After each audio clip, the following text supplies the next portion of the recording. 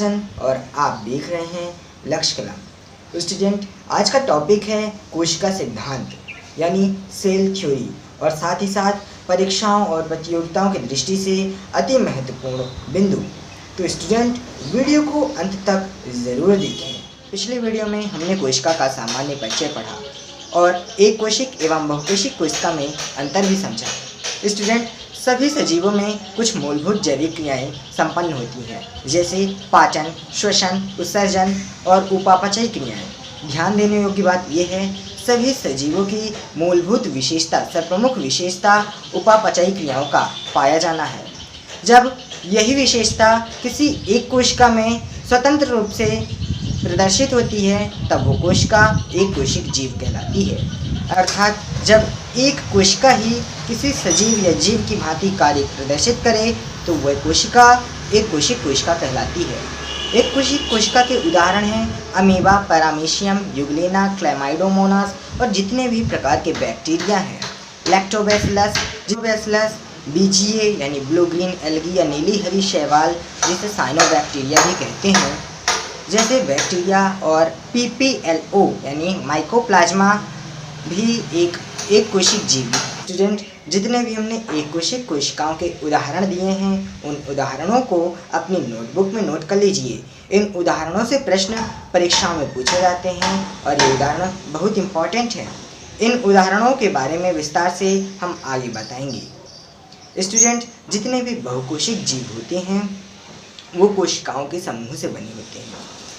हम जैसे मनुष्य, अदब, उच्च जंतु जैसे जीवों में एक विशिष्ट कार्य संपादित करने के लिए कोशिकाएं समूह में पाई जाती हैं और ये कोशिकाएं एक से अधिक संख्या में होती हैं, इसलिए ऐसे जीवों को बहुकोशिक जीव कहा जाता है।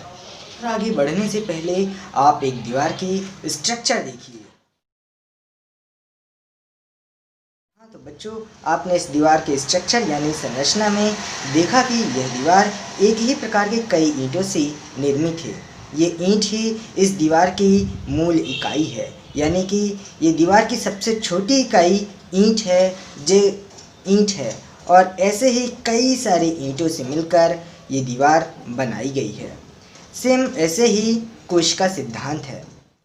हाँ, तो बच्चों, आपको बता दें कि सन 1838 में जर्मनी के प्रसिद्ध वनस्पति वैज्ञानिक यानी पौधों के वैज्ञानिक मैथियस श्लेडर ने बहुत सारे पौधों के अध्ययन किए। बाद में उन्होंने पाया कि ये पौधे विभिन्न प्रकार की कोशिकाओं से मिलकर ऊतकों का निर्माण करते हैं और ये पौधे इन्हीं ऊतकों से मिलकर बने होते हैं। आपको यह जानना जरूरी है कि कोशिकाओं के समूह से ऊतक का निर्माण होता है। ज़्यादातर ऊतक में एक ही प्रकार की कोशिकाएं पाई जाती हैं।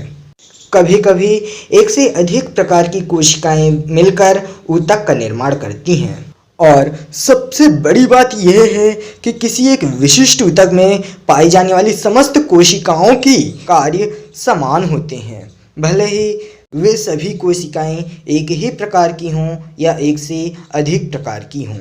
और इसके लगभग एक वर्ष बाद सन 1839 में इंग्लैंड के एक प्रसिद्ध जंतु वैज्ञानिक थियोडोर श्वान ने विभिन्न जंतु कोशिकाओं के अध्ययन किया। बाद में उन्होंने पाया कि इन कोशिकाओं के बाहर एक पतली परत होती है जिसे आजकल प्लाज्मा मेम्ब्रेन के नाम से जाना जाता है। आपको बता दें कि पौधों की कोशिकाओं में और जंतुओं की कोशिकाओं में प्लाज्मा मेम्ब्रेन पाया जाता है, लेकिन इन दोनों के बीच सबसे बड़ा अंतर यह है कि पौधों की कोशिकाओं के प्लाज्मा झिल्ली के ऊपर कोशिका भित्ति पाई जाती है, लेकिन हम मनुष्यों या हम जैसे अन्य जंतुओं की कोशिकाओं के प्लाज्मा मेम्ब्रेन के ऊपर किसी भी प्रकार की कोशिका भित्ति नहीं पाई जाती है।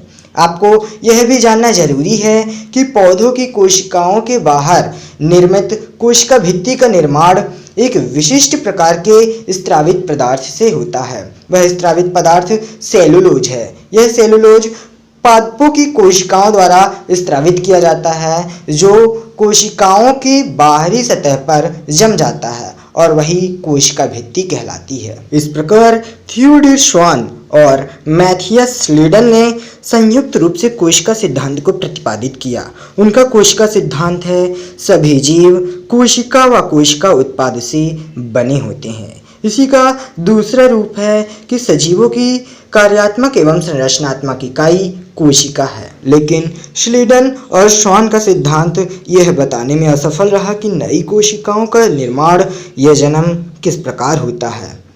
बाद में सन 1855 में रेडोल्फ विर्चोव नाम के वैज्ञानिक ने सर्वप्रथम स्पष्ट किया कि कोशिकाओं में विभाजन जैसी एक प्रमुख घटना होती है। इसी घटना के फलस्वरूप नई कोशिकाओं का निर्माण पूर्व स्थित कोशिकाओं के विभाजन से होता है।